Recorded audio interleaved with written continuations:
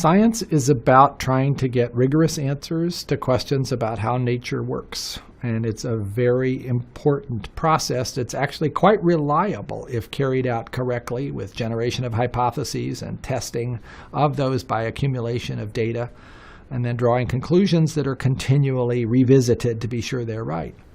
So if you want to answer questions about how nature works, how biology works, for instance, science is the way to get there. Scientists believe in that, and they are very troubled by a suggestion that other kinds of approaches can be taken to derive truth about nature. And some, I think, have seen faith as therefore a threat to the scientific method and therefore to be resisted. But faith in its proper perspective is really asking a different set of questions, and that's why I don't think there needs to be a conflict here. The kinds of questions that faith can help one address are more in the philosophical realm. Why are we all here? Why is there something instead of nothing? Is there a God? Isn't it clear that those aren't scientific questions and that science doesn't have much to say about them?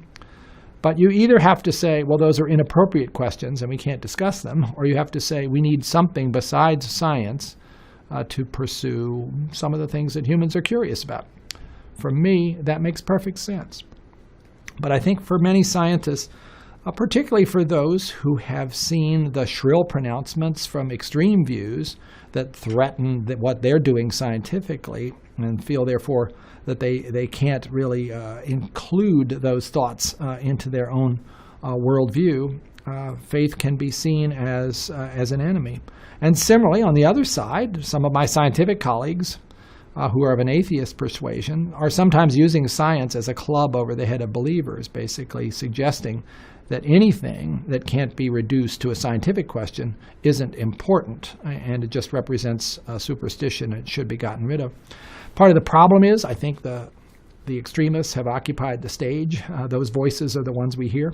I think most people are actually kind of comfortable with the idea that science is a reliable way to learn about nature, but it's not the whole story. And there's a place also for religion, for faith, for theology, for philosophy. But that harmony perspective doesn't get as much attention. Nobody's as interested in harmony as they are in conflict, I'm afraid.